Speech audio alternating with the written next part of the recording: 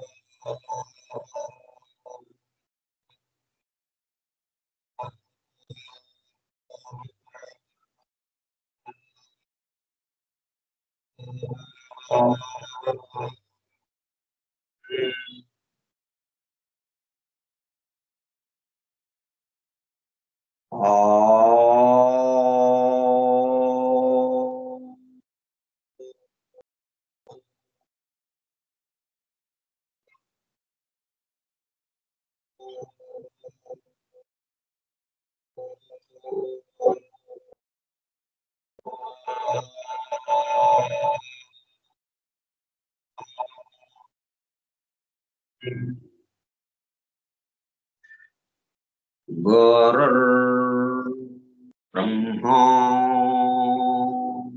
गुरुर्विष्णुः गुरुर्देवो महेश्वरः गुरुः साक्षात्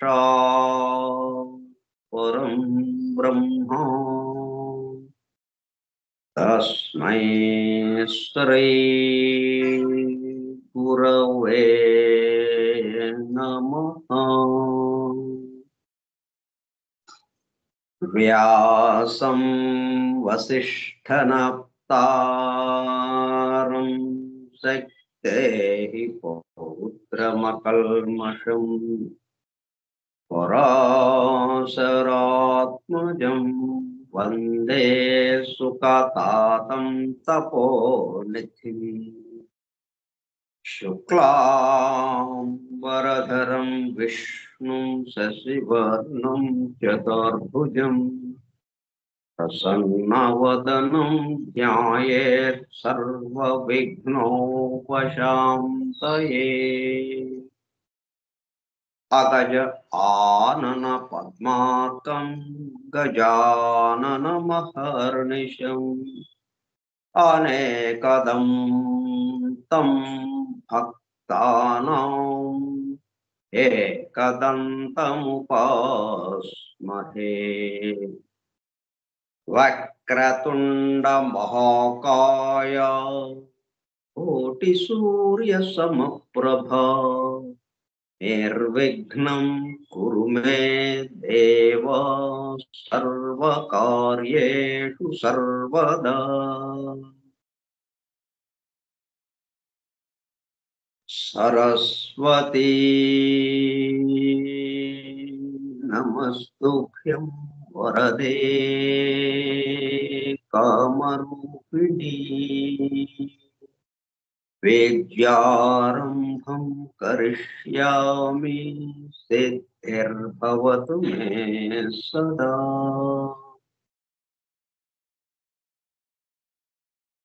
ॐ भूर्भुवस्सुवः ॐ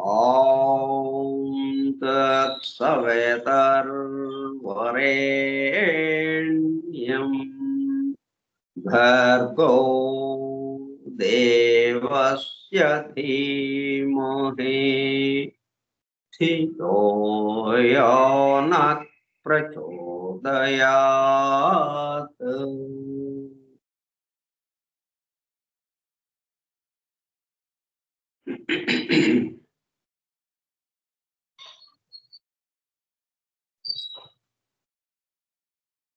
Vasudev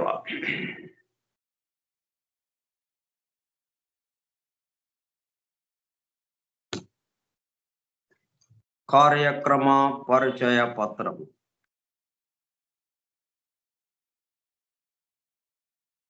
forum for truth seekers,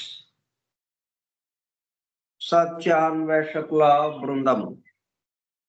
పరమ గురువులు హెలెనా పెట్రోనా బ్లవెట్స్కీ ద్వారా సమస్త మానవాళి ఆధ్యాత్మిక అభివృద్ధి పరిపూర్ణతల కొరకు అందించిన మ్యాగ్నమ్ ఓపస్ పరమాద్భుత దివ్య గ్రంథము ద సీక్రెట్ డాక్ట్రిన్ రహస్య సత్య సూత్రము వాల్యూమ్ 1 కాస్మోజెనసిస్ ప్రథమ సంపుటము బ్రహ్మాండోత్పత్తి క్రమము Part 1 Cosmic Evolution in 7 stanzas from the book of Dhyan.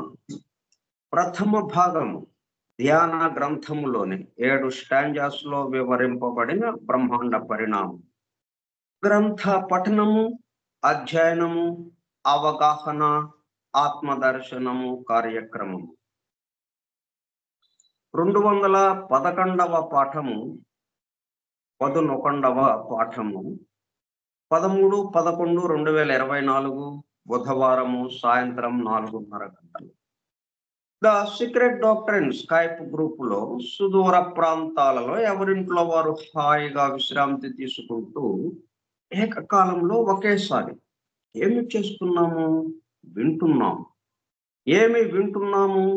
శాస్త్ర సాంకేతిక రంగంలో ఎంతో వేగముగా పురోగమిస్తున్న ప్రస్తుత కాలంలోని మానవాళి అదే వేగముతో ఆధ్యాత్మిక రంగంలో కూడా పురోగమించుటకు వీలుగా ప్రపంచంలోని అన్ని జాతుల మతముల పవిత్ర గ్రంథములలో పొడుపు కథల రూపంలో అర్థము అయ్యి అవనట్లుగా ఉన్న సృష్టి రహస్యములను, సృష్టి అమరిక కూర్పును బహిర్గతం చేసి మానవాళికి అందించి వాటి అవగాహన ద్వారా ఆత్మదర్శనము పొందుట అను దివ్య ప్రణాళిక అమలు పరచబడుటకు పరమ గురువులు మేడం హెలెనా పెట్రోనా బ్లవెట్స్కీ ద్వారా అత్యద్భుతముగా అందించిన ద సీక్రెట్ డాక్ట్రిన్ గ్రంథంలో బాహాటముగా ఇవ్వబడిన అతి నిగూఢములైన సృష్టి రహస్యములు, వాటి మూలము, గ్రంథ హృదయమును చేరు పద్ధతులు తెలుసుకోవాలనే తీవ్ర ఇచ్ఛతో,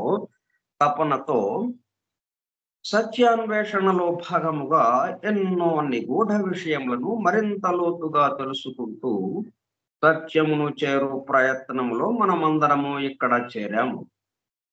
దానితో పాటు ఆధునిక విజ్ఞానము యొక్క దృష్టి పథం నుండి తప్పిపోయిన తత్వ దర్శన అన్వేషణలో అనగా సత్యాన్వేషణ కొరకు కూడా ఈ గ్రంథము దగ్గరకు వచ్చాము. The true student of the secret doctrine is a జ్ఞానయోగి అని మేడం బ్లవెట్స్కీ తన చివరి రోజులలో అన్న మాటలను నిజం చేయటానికి మనమందరము జ్ఞానయోగిగా అవుటకు కూడా ఇక్కడ చేరాము. గత 2 సంవత్సరముల 8 నెలల కాలము పాటు ద సీక్రెట్ డాక్ట్రిన్ గురించి తెలుసుకోవడానికి ప్రయత్నించిన మనము ప్రస్తుతము ఇక్కడ చేరి ద సీక్రెట్ డాక్ట్రిన్ ను తెలుసుకుంటూ ఆపై సమస్త విశ్వముగా రూపుదాల్చిన ద సీక్రెట్ డాక్ట్రిన్ యందు ప్రవేశించి ద సీక్రెట్ డాక్ట్రిన్ గా స్వస్థితి యందు మేల్కాంచుటకు చేస్తున్న చిరు ప్రయత్నమే ఈ కార్యక్రమం.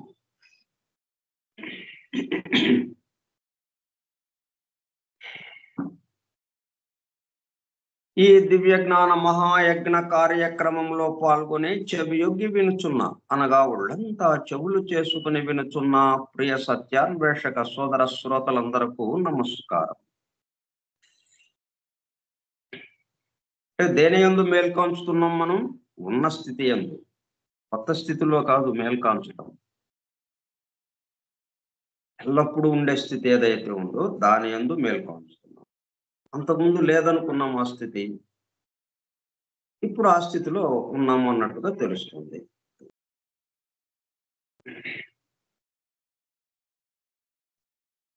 ఎందుకు లేదని అనిపించింది అంటే మరపు వచ్చింది. మరపురాటను అది లేదు అనుకున్నాం. గుర్తు వచ్చేటప్పటికల్లా అరే దాంట్లోనే ఉన్నాం, మనం ఎప్పుడు దాంట్లోనే ఉన్నాం, దాని నుంచి విడిపడింది లేదు. మనం ఎప్పుడు మనం మర్చిపోయినప్పుడు కూడా విడిపడలేదు. అది గుర్తుగా మన బ్రెయిన్ లో ముద్ర వేసి ఉంది కదా. మనం ఏదైనా ఒక విషయం మర్చిపోతే, ఎవరి పేరన్నా మర్చిపోతే ఆ పేరు మన బ్రెయిన్ లో ఉంది కదా, ఆ బ్రెయిన్ లోది బయటకు తెచ్చుకోవడానికే కొంచెం ప్రయత్నం చేయాల్సి వచ్చింది. మనలో ఉన్నదే దాన్ని బయటకు తెచ్చుకోవడానికి కొంత ప్రయత్నం అవసరమైంది. మర్చిపోయాం అనుకున్నాం, మరలా గుర్తుకొచ్చింది. ఈ గుర్తుకు రావడంలో మనం బయట నుంచి లోపలికి ఏమీ ప్రవేశించలేదు కదా, మనలోనే ఉంది. అలాగే మన స్వస్థితి కూడా అన్ని బెసెంట్ ద్వారా ప్రసాదింపబడిన universal prayer invocation. O hidden life vibrant in every atom, O hidden light shining in every creature, O hidden love embracing all in oneness, may each who feels himself as one with thee know he is also one with every other.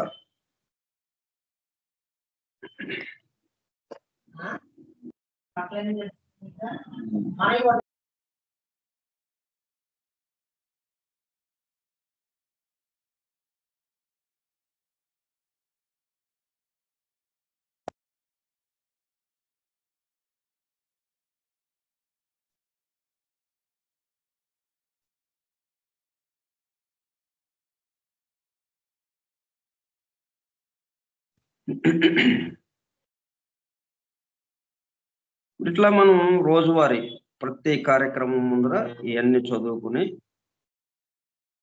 ప్రార్థనా గీతాలు పాడుకుని ప్రార్థనా శ్లోకాలు ప్రార్థనతో మొదలుపెట్టి కార్యక్రమం ఎందుకు చేస్తున్నాము అన్న విషయం పరిచయం చేసుకుని అప్పుడు మనం కార్యక్రమంలోకి వెళ్తున్నాం.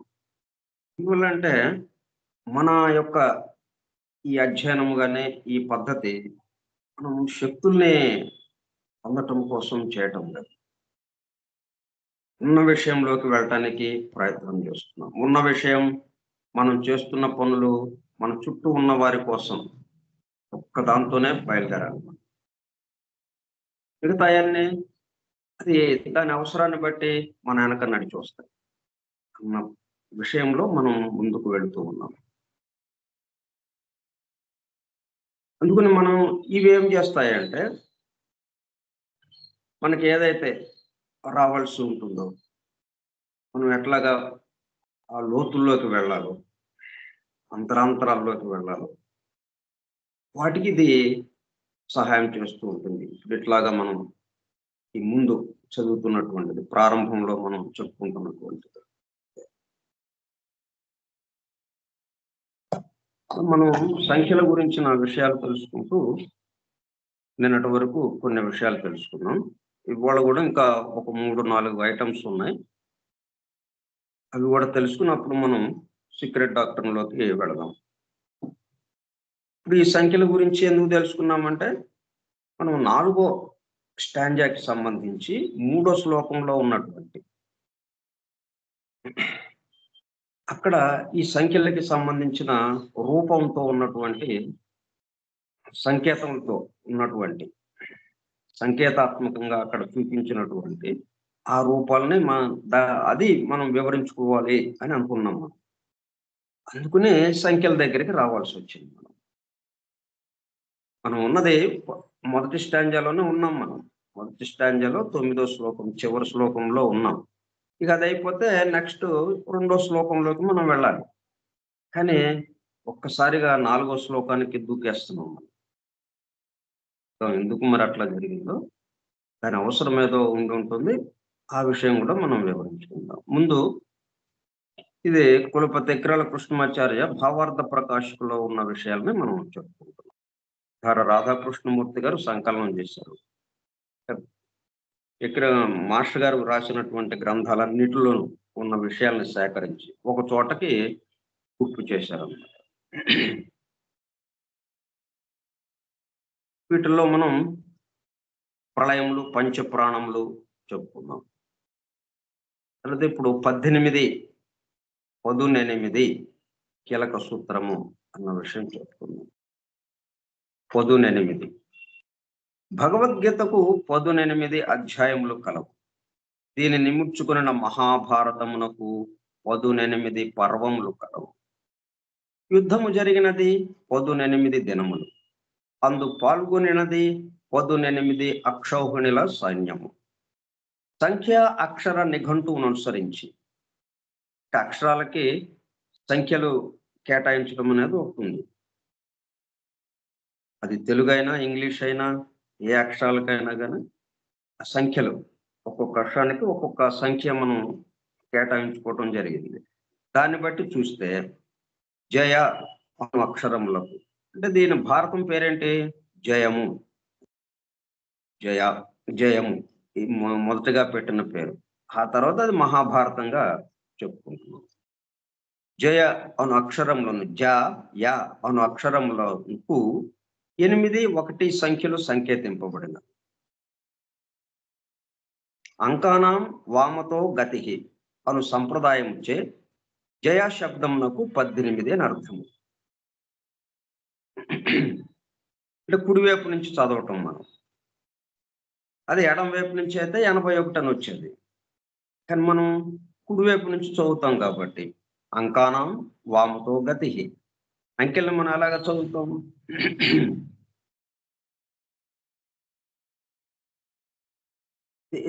కుడివైపు నుంచి. అంటే చదవటం ఇటువైపు నుంచి చదివినా కానీ ఈ లెక్కలు వేయటం కానీ ఇదంతా కుడివైపు నుంచి ప్రారంభిస్తాం అన్నట్టుగా. అందుకని జయ శబ్దమునకు 18 అని అర్థం. ఈ 18 సంఖ్య భారతంలోని వివిధ అర్థములను విన్యాసము చేయు సంకేతములలో ఒకటి.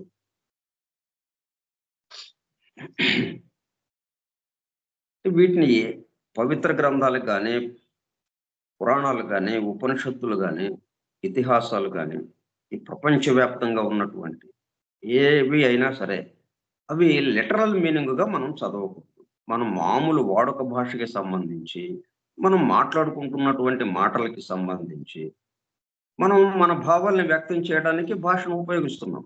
కానీ ఎంతవరకు ఆ భాషను ఉపయోగిస్తున్నాం? చాలా తక్కువ స్థాయిలో ఉపయోగిస్తున్నాం అది. ఎందుకంటే మనకున్న భావాల వ్యక్తీకరణ చాలా తక్కువ స్థాయిలో జరుగుతుంది. చాలా పరిమితంగా జరుగుతుంది. దేహానికి పరిమితమై చాలా తక్కువ దాంట్లో ఇది జరుగుతుంది. ఈ భావ వ్యక్తీకరణ మొత్తానికి సంబంధించిన విషయంగా జరగటం లేదు. అందుకని మనం వీటిని ఏం చేయాలి? ఇది ఎట్లాగిచ్చారు? మొత్తానికి సంబంధించిన విషయంగా ఇచ్చారు. భారతం ఇచ్చారు అంటే అది ఈ భారతదేశంలో ఒక ప్రాంతంలో ఉన్న వాళ్ళ కోసమే అన్నట్టు కాదు. కొంతమంది కోసమే అన్నట్టు కాదు. ఈ సమస్త జీవుల కోసమే ఇవ్వబడింది. దాని నుంచి ఇక్కడ ఉన్నటువంటి అమెరికా కూర్పుని తెలుసుకోవడం కోసం. సృష్టి యొక్క అమెరికా కూర్పు ఏ విధంగా సాగుతూ ఉంటుంది? రకరకాల శక్తులు ఎట్లాగా పనిచేస్తూ ఉంటాయి.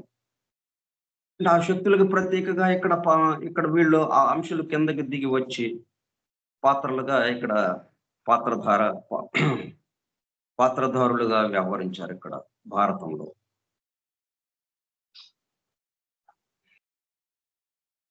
మనం లోతైన ఇదిగా ఈ మొత్తానికి సంబంధించిందిగా మనం చదువుకుంటే చాలు. వ్యక్తిగతంగా కొంతమందికి కొన్ని ప్రాంతాలకే కొద్ది ప్రాంతానికే ఇది సంబంధం అని కాకుండా ఇది మొత్తం విశ్వాన్ని సంకేతిస్తుంది. విశ్వంలో ఉన్నటువంటి రహస్యాన్ని మనకు అందజేస్తుంది ఇది. ఆ రహస్యముగా మనం ఏదైతే రహస్యం అనుకుంటున్నామో అది బట్టబయలుగా చేసి అక్కడ ఎదురుగా నిలబడింది. కానీ దాన్ని చూస్తున్నాం గానీ రహస్యం మనకు తెలియటం లేదు. అందువల్ల మనం సామాన్యంగా మామూలు వాడుక భాషకి సంబంధించి మన నిత్య జీవితంలో ఆ పదాలను ఎలాగ ఉపయోగిస్తామో అట్లా ఆ అర్థంతో మనం వీటిని చదివేటప్పటికల్లా మనకి దాని యొక్క విషయం అర్థం గాక ఏంటి ఇట్లాగా ఉంది అని చెప్పి దాన్ని దూరం పెట్టేసుకుంటున్నాం. అందుకే బైబిల్‌కి సంబంధించి ప్రధాన యాజకులు ఇప్పుడు ఆ మత పెద్దలు ఎవరైతే ఉన్నారో వాళ్ళు కఠినంగా ఒక ఒక రూల్ పెట్టడం. ఏమని? ఇది దీని అంతరార్థంలోకి ఎవరు వెళ్ళొద్దు. ఉన్నది ఉన్నట్టు చదవండి. లిటరల్ మీనింగ్‌గా ఉన్నది ఉన్నట్టే చదవండి. దీంట్లో ఉన్న అంతరార్థం ఏంటి అని లోపలికి వెళ్ళొద్దు అని కఠినంగా వాళ్ళు చెప్పారు. అట్లాగైతే అప్పుడేమవుతుంది? అప్పుడు ఆయన ఇశ్రాయేలుల దేవుడయిపోతాడు. అట్లాగవ్వాలని వాళ్ళు. దేవుడు అంటే విశ్వం మొత్తానికి, ఈ విశ్వం మొత్తానికి, ఈ వ్యక్త సృష్టికే కాదు. ఈ వ్యక్తానికి సంబంధించి ఆధారంగా ఉన్న అవ్యక్త సృష్టి, ఈ వ్యక్త, అవ్యక్త సృష్టికి ఆధారంగా ఉన్నటువంటి ఇంకా అవతల ఉన్నటువంటి ధర్మాలు, వీటన్నిటికీ సంబంధించిన వాడు ఆయన. ఒక్క ప్రాంతానికి, ఒక కొద్దిమంది మనుషులకి, ఒక తెగకి సంబంధంగా ఎలాగుంటాడు? ఇట్లాగా లిటరల్ మీనింగ్‌గా అయితే మనం తెగకి సంబంధించిన వాళ్ళమని వస్తుంది. అప్పుడు మన ఇది మన అధికారాన్ని దాన్ని ఉపయోగించుకోవడానికి వీలవుతుంది అన్నట్టుగా అట్లా ఆలోచన వస్తూ ఉంటుంది. అందుకని మనం ఏంటంటే లిటరల్ మీనింగ్‌గా ఇవి చదవటం కాదు. ఇవి రహస్యాల్ని విప్పి చెప్పడం కోసం మన ఎదురుగా నిలబడి ఉన్నాయి. అంటే వాటిని మనం వినడం, ఆ రహస్యాల్ని అవగతం చేసుకోవడం. ఎందుకు ఆ రహస్యాలను అవగతం చేసుకోవడం అంటే, ఈ మొత్తం ఒకడితో నిండి ఉన్నది అన్న విషయం పట్ల మనం మేల్కాంచడానికి.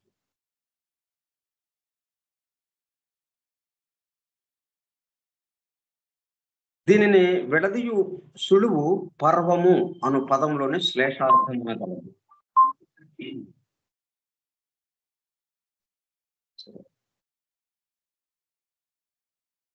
పూర్ణిమ, అమావాస్యలను పర్వములు అందురు. ఒక చంద్ర సంవత్సరమున 12 పూర్ణిమలు, 12 అమావాస్యలు నుండును. మొత్తము 24 పర్వములు. దీనినే సంవత్సర పురుషుడకు ప్రజాపతి నామాంకితమైన గాయత్రి ఛందస్సు అందురు. ఇందు 4/3 18 అగును. దీన్ని 4 భాగాలు చేసుకుంటే, 4 వంతులుగా చేస్తే 3 వంతులు 18, 1 వంతు 6 అవుతుంది. ఇందు చెప్పబోవు సమన్వయమునకు వ్యాఖ్యానప్రాయమైన పునాదిని నిలుపుటకే సూతుడు మహాభారతము మొదట సంవత్సర చక్రమును కీర్తించి జ్యోతిర్విద్యా విన్యాసము చేసినాడు. ఈ సృష్టి మొత్తమునకు సంవత్సరము చిన్న చిత్రపటము, బ్లూ ప్రింట్ వంటిది. మానవ జన్మకు గర్భధారణము నుండి జననము వరకు గల సగటు కాలము 9 సౌరమాసములు, అనగా సంవత్సరమున 3/4 వంతు 9 సౌరమాసములు అవుతుంది.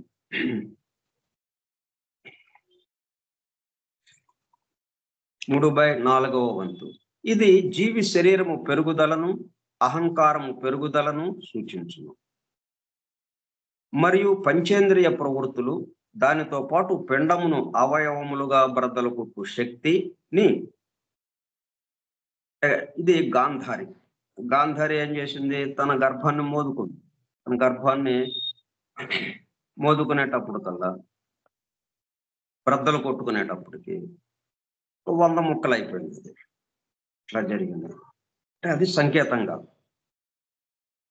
బ్రద్దలు కొట్టు శక్తిని, గాంధారిని ఈ విభజనలో ఉద్భవించు మామకులు అనబడు అహంకారాది అంధసంతతి జననమును తెలియచేయను. దీనికి వివరణముగానే దైవ అసుర అంశాలు భూమికి దిగివచ్చు కథ భారతంలోనున్నది. వీరి నడుమనే, అంటే వీళ్ళందరూ ఎక్కడి నుంచి వచ్చారు? ఈ భారతంలో ఉన్న ప్రధాన పాత్రలన్నీ దైవీ శక్తికి సంబంధించి, అసుర శక్తికి సంబంధించి ఎవరెవరైతున్నారో వాళ్ళందరూ అంశాలుగా కిందకి దిగారు. ఉదాహరణకి అష్టవసువులు. అష్టవసువుల్లో చివరి వాడైన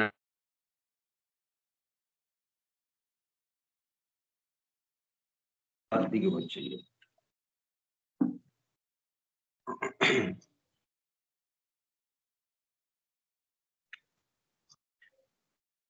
అందుకే దానికి సంకేతంగానే గంగాదేవి ఏం చేస్తుంది? పుట్టిన పిల్లవాడిని పుట్టినట్టుగా గంగలో వదిలేస్తుంది. అంటే 8 మంది పుట్టారు ఆమెకి. అష్టవసువులు పుట్టారు. పుట్టిన వాళ్ళు పుట్టినట్టుగా ఆమె ముందే కండిషన్ పెట్టింది. నియమం పెట్టింది. దానికి అనుగుణంగా పుట్టిన వాడిని పుట్టినట్టు గంగలో వదిలేసింది. చివరికి ఇతన్ని ఉంచుదాము అంటే, ఇతన్ని కూడా తీసుకువెళ్ళి నదిలో, గంగా నదిలో వేయబోతుంటే అప్పుడు ఆపాడది.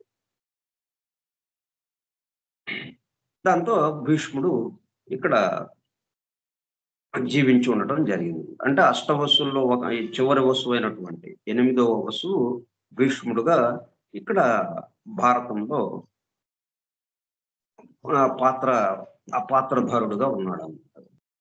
అంటే ఆయన ద్వారా జరగాల్సింది. అంటే అష్టవస్తువుల్లో 8వ వస్తువు ఏమేంటి చేస్తుందో, దాని యొక్క విషయం ఏంటో కావాలి అంటే, ఈ భీష్ముడు యొక్క చరిత్ర మనం చూస్తే, భీష్ముడు యొక్క పుట్టిన దగ్గర నుంచి ఆయన అంపశయ మీద ఉండి నిర్యాణం చెందే వరకు మొత్తం మనం ఒక చోట పెట్టి చూస్తే, ఆ అష్టవసువు అంటే 8వ వస్తువు యొక్క కర్తవ్యం ఏంటి, ఆయన యొక్క బాధ్యత ఏంటి, ఆయన ఏమేమి చేస్తుంటాడు అన్నది మనకు తెలుస్తుంది. అంటే 33 కోట్ల దేవతల్లో అష్టవసువులు ఒకళ్ళు కదా.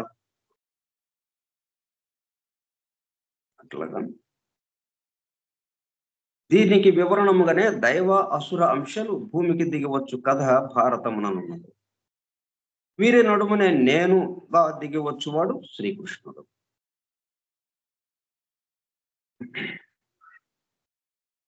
కురు పాండవ శక్తులు గల ఈ క్షేత్రంలోనే ధర్మజ్ఞాని కలిగినప్పుడల్లా, అధర్మము పెచ్చు పెరిగినప్పుడల్లా నేనుగా తాను దిగివచ్చుచుందునని భగవద్గీతలో నా వాగ్దానం. ఈ వాగ్దానమే సర్వ జాతుల పవిత్ర గ్రంథముల యందు ప్రతిధ్వనించు నా వాణి. ఎక్కడైనా కానీ నేను అనేది వస్తుంటుంది. నేను ఒక్కడనే, ఇంకొకళ్ళు ఎవరు లేరు. నో వన్, నో టూ అనేది చెప్తూ ఉంటారు ఏ పవిత్ర గ్రంథం కానీ. అయితే ఏ ఒకడు అనంటే ఆ పవిత్ర గ్రంథంలో ఉన్నవాడు అన్నట్టుగా ఎవరికి వాళ్ళం మనం భావించుకుంటున్నాం. ఇక్కడ ఉన్న ఒకటికి సంబంధించి వీళ్ళు అక్కడ ఆ పేరుతో, ఇక్కడ ఈ పేరుతో అలాగా చెప్పుకుంటూ వచ్చినారని మనం అర్థం చేసుకోవాలి. ఈ వాగ్దానమే సర్వజాతుల పవిత్ర గ్రంథముల యందు ప్రతిధ్వనించు నా వాణి. ఇట్లు ప్రతి జీవి యందును సంవత్సర పరిభ్రమణమున దిగివచ్చు జనన మరణాత్మకమైన అంశములకు తదతీతమైన అంశమును సమన్వయించుట వేద పురాణ వాంగ్మయమునందు పై చెప్పిన 4:3 భాగములుగా సంకేతింపబడినది.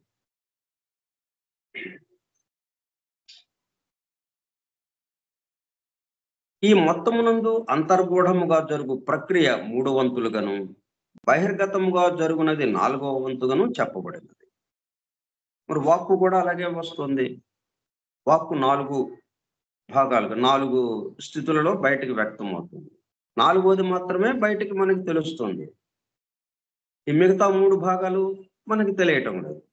సూక్ష్మంగా అది జరుగుతుంది. పర, పశ్యంతి, మధ్యమ సూక్ష్మంగా జరుగుతుంటే వైఖరి మనకి తెలుస్తుంది. అంటే 4వ భాగం మాత్రమే బయటికి. అలాగే ఈ సృష్టి అంతా ఒక పాదం మాత్రమే మనకి తెలుస్తుంది. మిగతా 3 పాదాలు మనకి తెలియటం లేదు. ఈ మొత్తానికి సంకేతంగా 18 అనే అంకె అట్లా నిలబడి ఉన్నది. ఈ మొత్తమునందు అంతర్గూఢముగా జరుగు ప్రక్రియ 3 వంతులుగాను, బహిర్గతముగా జరుగునది 4వ వంతుగాను చెప్పబడినది. ఇందు అంతర్గూఢముగు 3 వంతులను జీవి గర్భస్థుడై ఉన్న 9 మాసములతో ఉపమానము చేయబడినది. అంటే మనం బయట జీవించేది ఒక భాగం, గర్భంలో ఉండేది 3 భాగాలు అన్నట్టుగా ఉన్నాము. కానీ మనకు తిరగేసి చెప్పడం జరుగుతుంది. తిరగేసి తల్లి గర్భంలో 10 నెలలు లేదా 9 నెలలు, బయట ఉన్నది 90 సంవత్సరాలు అన్నట్టుగా మనకి అనిపిస్తూ ఉంటుంది. అంటే బింబము ప్రతిబింబము తారుమారు అవుతూ ఉంటుంది. ఈ 9 మాసములలో 9 పూర్ణిమలు, 9 అమావాస్యలు వచ్చును. అవియే 18 పర్వములుగా భారతమున నిబద్ధము చేయబడిన. 4/3 సూక్ష్మలోకములలో అనగా కారణలోకములలో అమృతత్వముననున్నవి. మిగిలిన 4వ వంతు మాత్రం సృష్టిగా వ్యక్తమై వర్తించుచుండును. అదే పురుషోత్తంలో మనకు వచ్చేది. పాదోస్య విశ్వభూతాని త్రిపాదశ్యామృతం దివి. ఒక పాదము భూమిగా వ్యక్తమవుతుంది, మిగతా 3 పాదాలు దివిగా ఉన్నది. ఈ వ్యక్త సృష్టికి ఆది అంతము ఉండదు. సూక్ష్మ కారణలోకములలో ఆది అంతము ఉండవు, అవి అమృతమయములు. భౌతిక లోకంలోనున్న సమస్యలకు పరిష్కారము కావాలనన్నచో సూక్ష్మ కారణలోకముల వెలుగులో అన్వేషించవలను గాని భౌతిక సన్నివేశముల చీకటిలో తడవు కొనరాదు. ఎందుకు ఇవన్నీ మనకి ఇచ్చారంటే మన సమస్యలను పరిష్కరించుకోవడానికి. సర్వ సమస్యలకు పరిష్కారము చూపగల సూక్ష్మ కారణలోకములను అద్భుతముగా సంపూర్ణముగా విన్యసించిన గ్రంథము ప్రపంచ వాంగ్మయమున మహాభారతం ఒక్కటే. అంటే సజీవ పాత్రలతో ఇక్కడ ఆ కథ జరిగింది. అందు కేంద్ర బిందువుగానున్నది భగవద్గీత. వీని వినియోగమును సూచించుటకే 18 అను సంఖ్య మరలా స్ఫురింపజేయబడింది.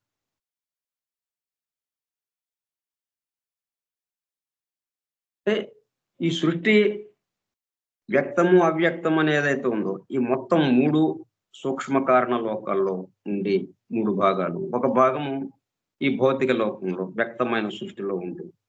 ఈ మొత్తమునికి ఆధారంగా ఉన్నటువంటి ఈ సంఖ్యలు, అలాగే రూపము, వర్ణము, శబ్దము, ఇంకో 3 ఉన్నాయి. మనకి ఆ 3 అందుబాటులో లేదు. అయినా ఆ 3 మనకు అందుబాటులో లేదని జరగకుండా ఉండదు.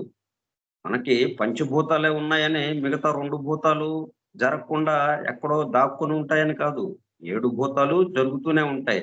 మనకి గమనికలోకి రావడం, అది మనం దానికి అనుగుణంగా వికాసం చెందినప్పుడు అది తెలుస్తుంది. అక్కడే ఉంది. కానీ మనకి బట్ట ఎలాగా తెలుస్తుంది? దారపోగులు కనపట్లేదు కదా. నిలువుగా అడ్డముగా పేనబడినటువంటి నేత నేయబడిన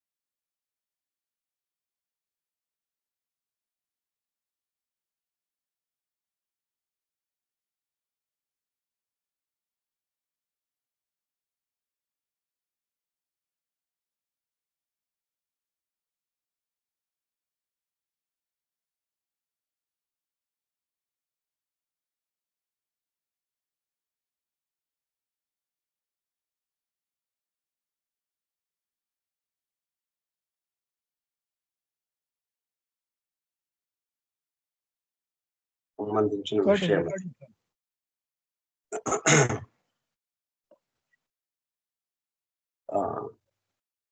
మీరు చేస్తున్నారా? ఓకే, శ్రీనివాస్ గారు చేస్తున్నారు. ఓకే. తర్వాత మన్వంతరము.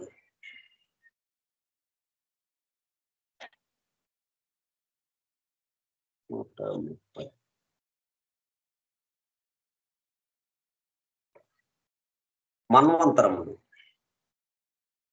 ఈ సృష్టి సప్తలోకముల వ్యాప్తిగా నేర్పడునని వేదములందును ఉపనిషత్ పురాణ ఇతిహాసములందును చెప్పబడినది. అగ్నిహోత్రుని వంశము వారు 49 మంది అని భాగవతము, భారతము, మిగిలిన పురాణములందును వర్ణింపబడినది. ఈ అగ్నులందరూ జీవ సృష్టికి మూలమైన వెలుగులు. వారిని అనుసరించియే 7 × 7 49.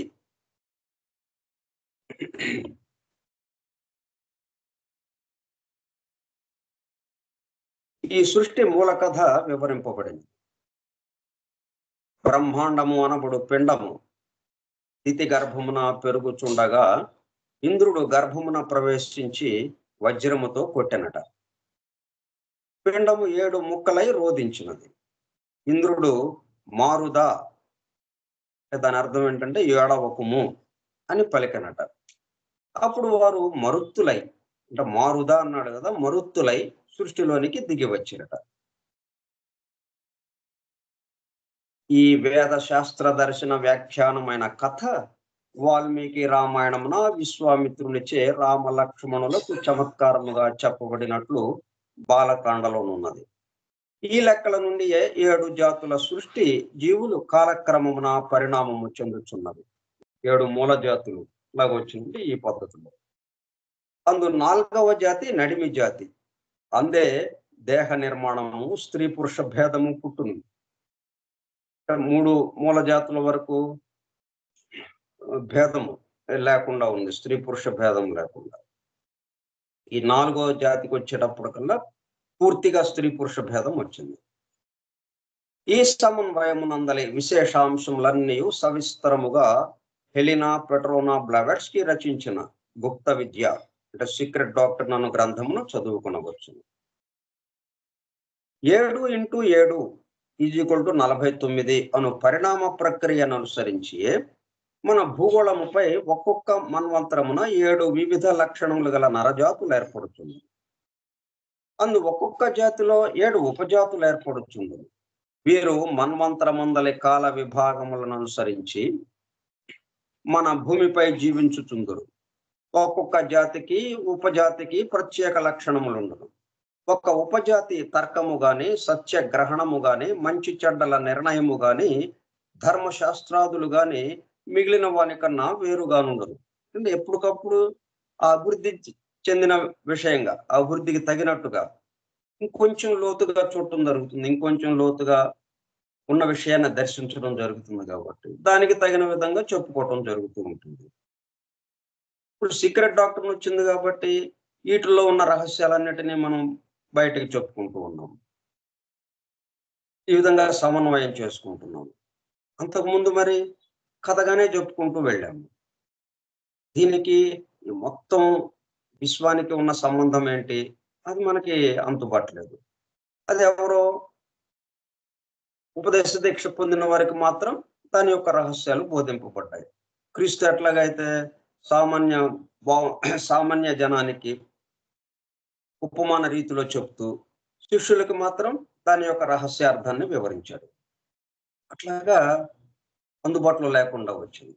ఇప్పుడు మనం ఎందుకు ఇలాగా చెప్పుకోగలుగుతున్నామంటే ద సీక్రెట్ డాక్టర్ యందు ఈ మొత్తం వివరాలని మనకు అందజేయటం వల్ల, దీని యొక్క అమెరికా కూర్పుని తెలియచేయడం వల్ల, దాన్ని దీనికి అన్వయించుకుంటూ ఉంటే ఈ కథలకి, అప్పుడు ఆ కథల్లో ఉన్న రహస్యం అంతా, ఆ బట్టలో ఉన్నటువంటి దారపోగులు స్పష్టంగా దర్శనమిస్తున్నాయి. అంటే ఈ కథల్లో మరి ఇంతకు ముందు ఇవి లేవా? ఈ విషయాలన్నీ ఆ కథల్లో లేవా? ఆ పాత్రలు, పాత్రధారులు, వాళ్ళు దేనికి సంకేతంగా ఉన్నారు, వాళ్ళ ద్వారా ఏంటి జరుగుతుంది, ఇవన్నీ అంతకుముందు లేవా? మరి ఉన్నాయి అంతకుముందు కూడా, కానీ అవి కనపడలా మనకి. వ్యక్తులే కనిపించారు, వాళ్ళు చేసిన పనులే కనిపించినాయి మనకి బాహ్యంగా. ఇప్పుడు ఇన్వార్డ్గా, అంటే అంతరాంతరాల్లో లోపలగా నిగూఢముగా ఆ దాగి ఉన్నటువంటి విషయము మనకి స్పష్టంగా దర్శనమిస్తుంది. అందువల్ల ఇప్పుడు ఇట్లా చెప్పుకోగలుగుతున్నాం మనం. అంటే బట్ట బయలు అన్న పదానికి సరిపోయేటట్టుగా ఉంది. బట్ట బయలైంది, అది బట్ట బయలు అయింది అంటే దాగి ఉన్నది బయటికి వ్యక్తమైంది, బయటికి కనిపిస్తోంది అన్న విషయంగా. అయితే అంతకుముందు దాగి ఉందా అంటే లేదు, ఎదురుగానే ఉంది, మనమే దాన్ని చూడలేకపోయాం. ఇప్పుడు దాన్ని దర్శిస్తున్నాం చక్కగా. ఒక్కొక్క జాతికి ఇది ఇందు 7 జాతులకు సంబంధించిన మనువులు ఈ జాతి లక్షణములకు అధిపతులై, అంటే ఒక్కొక్క మూల జాతికి ఒక్కొక్క మనువు అధిపతిగా ఉండి ఆ మూల జాతిని నడిపిస్తూ ఉంటాడు. ఈ గొర్రెల కాపరి, గొర్రెల మంద ఎట్లాగైతే ఉంటుందో ఆ మాదిరిగా ఆ గొర్రెల మందని, అంటే ఆ మూల జాతి ప్రజల్ని అలాగా గొర్రెల కాపరిగా ఈ మనువు ముందుకి తీసుకెళ్తూ ఉంటాడు. దానికి సంకేతంగానే అక్కడ గొర్రెల కాపరి, గొర్రెల మంద అన్నట్టుగా మనకి భౌతికంగా అలాగా సంకేతంగా చెప్పారు బైబిల్‌లో. ముందు 7 జాతులకు సంబంధించిన మనువులు ఈ జాతి లక్షణములకు అధిపతులై కాల స్వరూపులై వర్తింతురు.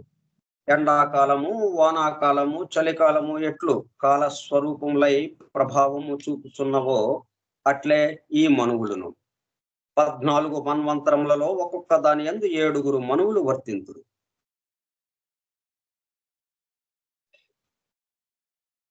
అందు ఒక్కొక్క మనువు కాలమున మరల 7 మనువులు అంతర్దశల వలె వర్తింతురు. మనకి ఎట్లాగైతే ఉపజాతి, కుటుంబ జాతి ఇట్లాగా రకరకాలైనవి మనకి ఉన్నాయి గదా! అట్లాగా మనువులు గూడా అంతర్దశల వలె వర్తింతురు.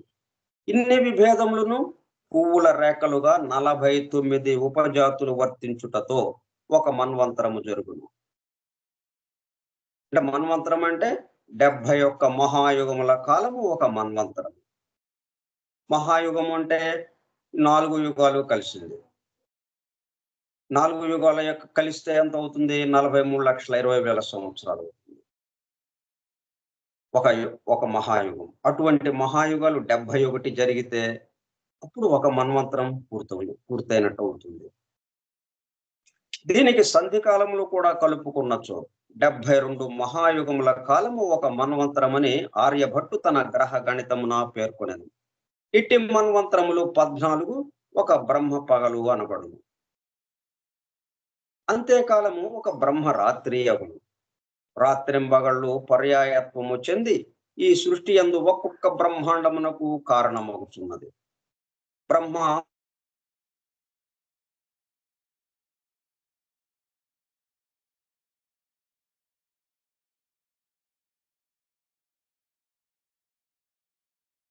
నిశ్వాసం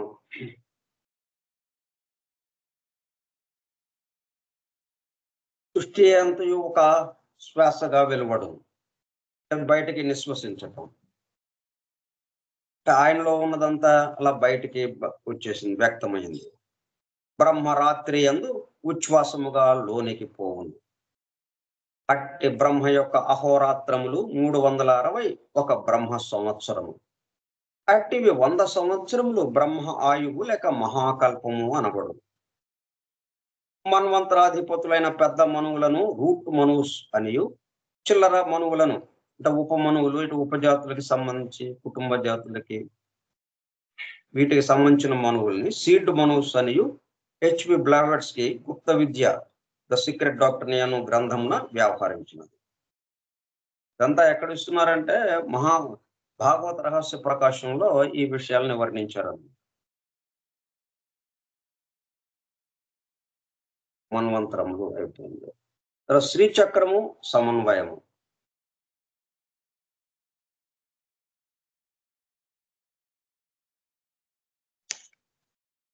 పురుష దేహమునకు ద్వారములు 9. అన్ని చోట్ల మనకి సంఖ్యలే దర్శనమిస్తుంటాయి. సంఖ్యలు దర్శనమిచ్చినాయంటే అర్థం ఏంటి? మిగతా 3 దాంట్లో అంతర్లీనంగా ఉన్నాయి.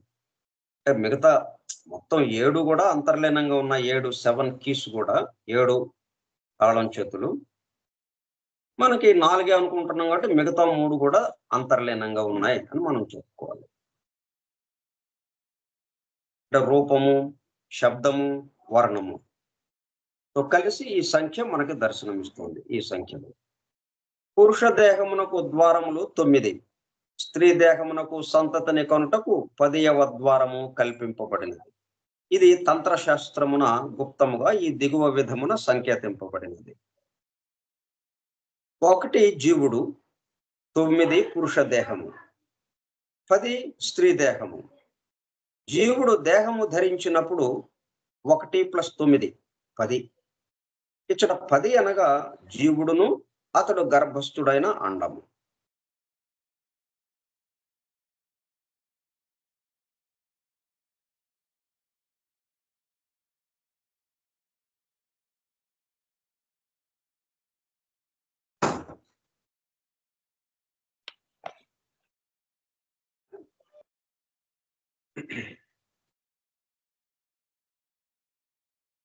ఇలా అండమాకారము సున్నాలాగా ఉంటుంది కదా అది.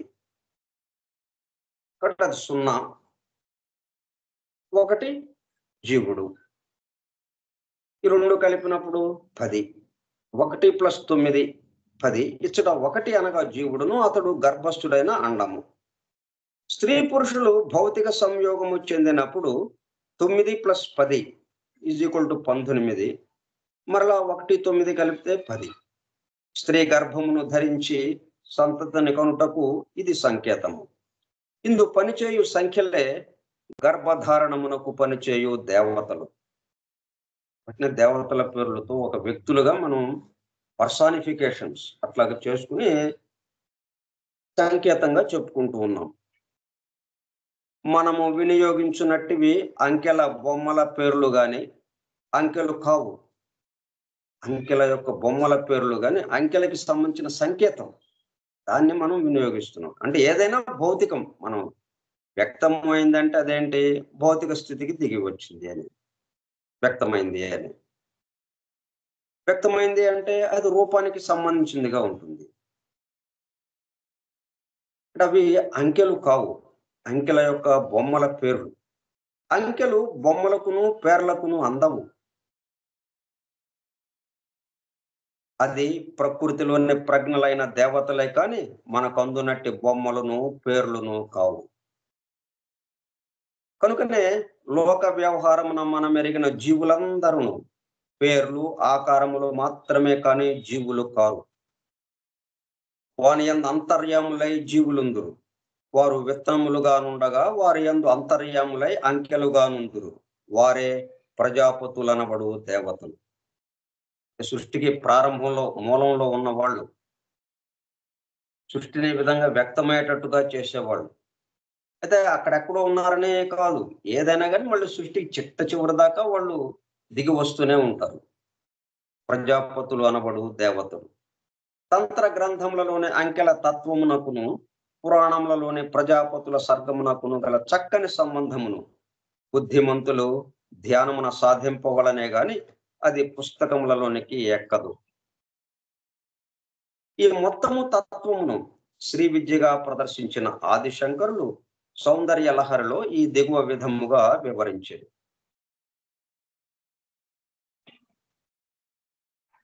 శివుడు శక్తి 2, త్రిమూర్తులు 3, వారి శక్తులు లేక భార్యలు 3, పరాశక్తి 1. మొత్తము 2 + 3 + 3 + 1 ఎంత అయింది? 9 అయింది. ఈ 9 తత్వములను శ్రీచక్రమందుల 9 త్రిభుజములుగా ఉపదేశించారు. ఇట్లాగా చేస్తుండేటప్పుడు కల్లా ఏమవుతుంది? ఈ సృష్టి సమస్తంతో మనం అనుసంధానం అవటానికి అవకాశం ఏర్పడుతుంది. ఈ కొంచెంలో ఇక్కడ కూర్చుని ఇది ఇలాగా త్రిభుజం గీసాం, 9 త్రిభుజాలు గీసాము అని ఇక్కడ పరిమితమైనటువంటి ఆ బొమ్మనే పరిమితం చేసుకునే ఆ బొమ్మ వరకే మనం కూర్చోవటం కాదు. ఆ బొమ్మ ద్వారా ఏదైనా కానీ మొత్తం ఒక చుక్క కానీ, ఒక చిన్న గీత కానీ, ఒక చిన్న బొమ్మ కానీ, కొన్ని గీతలతో కూడిన బొమ్మ కానీ, ఏదైనా కానీ ఒక విగ్రహం కానీ, మనలాగా ఉన్నటువంటి ఒక దేహం కానీ, దేహముగా ఉన్నటువంటి రూపంతో ఉన్నటువంటి దేహం కానీ, ఏదైనా కానీ మనకు ఎదురుగా ఉంది అంటే అది దేన్ని తెలియజేస్తుంది? ఈ సమస్త సృష్టికి సంబంధించిన విషయం మొత్తాన్ని దాని ద్వారా మనకి ప్రసారం చేస్తూ ఉంది. ఈ సమస్త సృష్టికి సంబంధించినటువంటి వ్యక్త రూపము అది. ఈ మొత్తం ఇప్పుడు ఏమేమి చదువుకుంటున్నామో ఇవి ఉన్నాయి, అవి ఉన్నాయి, ఇట్లా రకరకాల విషయాలు ఉన్నాయి దీంట్లో. ఇట్లా రకరకాల ధర్మాలు పనిచేస్తున్నాయి, సిద్ధాంతాలు పనిచేస్తున్నాయి అని ఇవి ఇట్లాగా మనం ఈ మూల జాతులు ఇలాగా అభివృద్ధి పరుస్తూ ముందుకు వెళ్ళటం, ఈ మన్వంతరాలు, బ్రహ్మకాలము, బ్రహ్మ ఆయుర్దాయము అన్నీ కలిపి ఆ చిన్న చుక్కలో మనకి బహిర్గతం అవుతుంది. చిన్న చుక్క నుంచి మన వైపుకి ప్రసారం చేస్తూ ఉంది. ఆ చుక్క కాకపోతే ఒక గీత, ఆ గీతలతో కూడిన ఒక బొమ్మ, ఒక విగ్రహం, అది మొత్తాన్ని తనలో నింపుకొని ఉన్నది.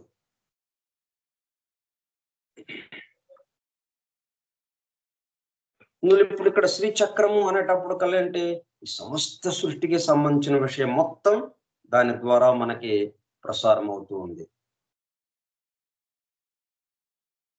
ఈ 9 తత్వములను శ్రీచక్రమందుల 9 త్రిభుజములుగా ఉపదేశించేది.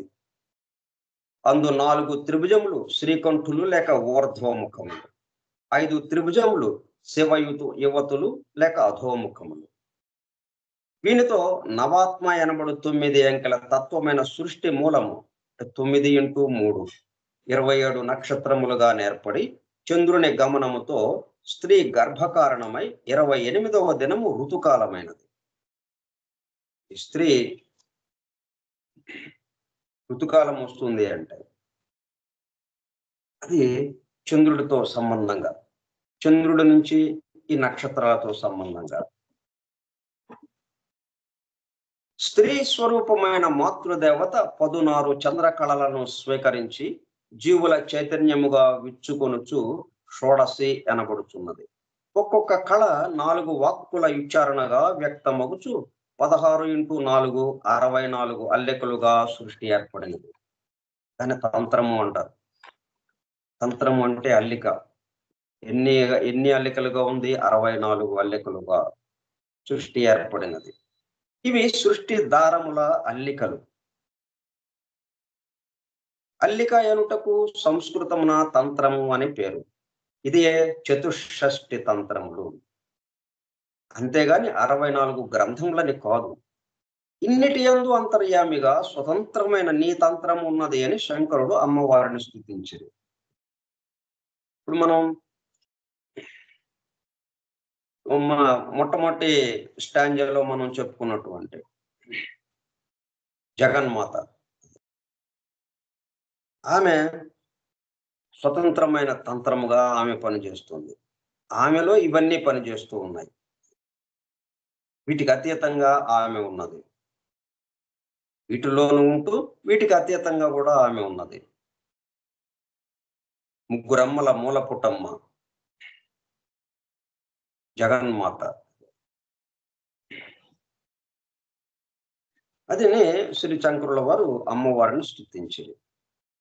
ఇప్పుడు ఆమె కునుకు తీసేటప్పుడు కల్లా ఏమైంది? ఇదంతా ప్రళయంలోకి వెళ్ళిపోయింది. ఆమెకు కునుకు ఎప్పుడు వస్తుంది? బ్రహ్మ ఆయుర్దాయం అయిపోయినప్పుడు.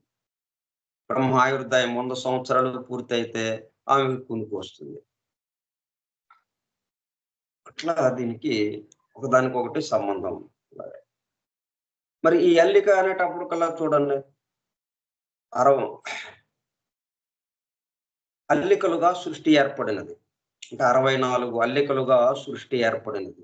మరి 64 అల్లికలు ఇక్కడ లేవా? ఉన్నాయి.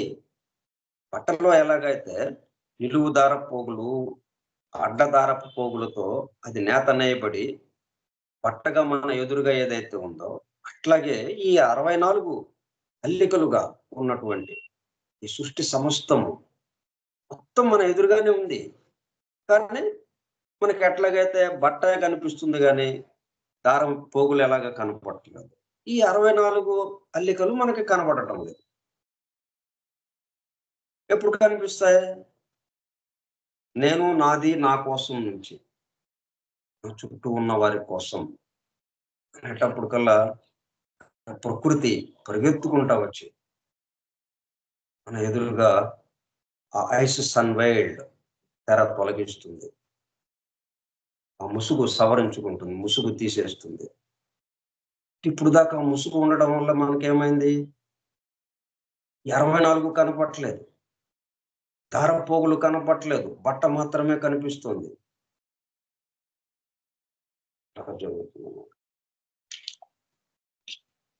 భూమి, జలము, వాయువు, అగ్ని, ఆకాశం అనునవి పంచభూతములు. మనస్సు, బుద్ధి, అహంకారము అనునవి పంచభూతములతో చేయబడిన యంత్రములు నడుపుటకు పెట్రోల్ వంటివి. మనస్సు, బుద్ధి, అహంకారం అనునవి పంచభూతములతో చేయబడిన యంత్రములు నడుపుటకు పెట్రోల్ వంటివి. ఈ 8 నా ప్రకృతులు అని భగవద్గీతలో కృష్ణుడు చెప్పాను. ఇవి కాక 9వది నా దివ్య ప్రకృతి అనియు, అది ఏ జీవులకు తల్లి అనియు కూడా చెప్పాను. అమ్మలగా కన్న అమ్మ ముగ్గురు అమ్మల మూలపుటమ్మ ఆమెను చెప్పారు. ఇది ఆదిశంకరులు చెప్పిన అమ్మవారు. ఇన్నిటి యందు గల అంతర్యామియే అయ్యవారు లేక భగవంతుడు. మళ్ళీ ఇదంతా ఎవరిలో జరుగుతుంది? మొత్తం ఎవరుగా ఇన్ని రూపాలుగా వస్తున్నారు అంటే అయ్యవారు, భగవంతుడు. ఆయన తప్ప ఇంకొకటి ఏముంది? అమ్మవారు కూడా ఆయన నుంచి వచ్చింది. అందుకే మనకి దానికి సంకేతంగానే ఆదాం నుంచి, పక్కటెముకల నుంచి అవ్వని తీశాడు గాని, ఈవుని తీశాడు గాని, స్త్రీని మళ్ళీ సపరేట్ గా ఆయన సృష్టించలేదు కదా. ముందు ఒకడిని సృష్టించాడు, తన యొక్క ఇమేజ్ లాగా, తనలాగానే ఉన్న ఒకడిని సృష్టించి, వాడి యొక్క పక్కటెముకల నుంచి స్త్రీని సృష్టించాడు.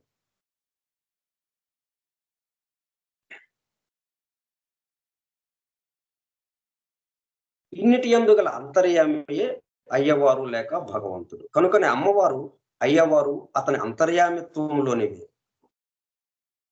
అతని యొక్క అంతర్యామిత్వముగా ఉన్నదే, అతనిలో ఉన్నదే అమ్మవారు. అందుకే మనకి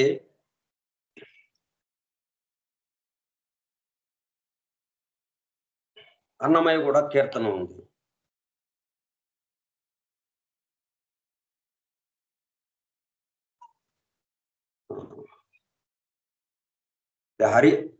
హరి అంతరంగము అని. హరి అంతరంగము.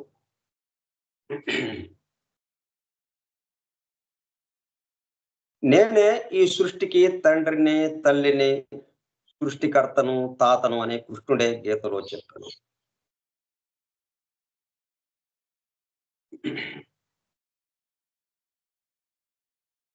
దీనికి సంబంధించినటువంటి శ్రీచక్రము ఒక సమన్వయము.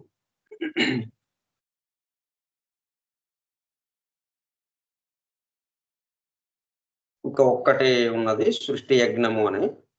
అది మనం మరలా సోమవారం నాడు కలిసినప్పుడు చెప్పుకుని ఇక మనం ఆ 4వ స్టాంజాలోకి వెళదాం. సీక్రెట్ డాక్టర్లు 4వ స్టాంజాలోకి వెళితే ఇప్పుడు ఇవన్నీ ఎన్ని రోజుల నుంచి చెప్పుకుంటున్నటువంటి సమన్వయాలన్నీ దాంట్లో మనకి చక్కగానే వివరణ వస్తుంది మనకి. అప్పుడు 31415 ఈ పై ఏంటి? ఈ పైకి సంబంధించినటువంటి 31415 ఇలాగా 1065 వీటి విషయం మనకి 10, 6, 16 ప్లస్ 5 21 సమిధులుగా ఎలాగా వచ్చింది. ఈ విషయాలన్నీ కూడా మనం ఆ 4వ స్టాంజాలోని 3వ శ్లోకంలో కొంచెం మనకి ఇచ్చారు. అది మనం మామూలుగా ఒక స్టాంజా తర్వాత ఒక స్టాంజా వచ్చినప్పుడు అది వివరించుకునేవాళ్ళం. కానీ ఇప్పుడు మనం ఎన్ని చెప్పుకునేటప్పుడు కల్లా చాలా వివరంగా, అంటే ప్రళయ స్థితిలో మొత్తం ముద్దగా ఉన్నప్పటికీ ఈ ముద్దంతా ఏమేమవుతుందో కూడా మనకి ఇప్పుడే ఒక అవగాహన కలిగింది అన్నట్టుగా అయింది. సో మరలా సోమవారం కలిసినప్పుడు మిగతా విషయాలు చెప్పుకుందాం. స్వస్తి ప్రజాభ్యః పరిపాలయంతాం న్యాయేణ మార్గేణ మహీం మహిషాః గోబ్రాహ్మణేభ్యః శుభమస్తు నిత్యం లోకాః సమస్తాః సుఖినో భవంతు లోకాః సమస్తాః సుఖినో భవంతు లోకాః సమస్తాః సుఖినో భవంతు. ఓం శాంతి శాంతి శాంతి. వాసుదేవ.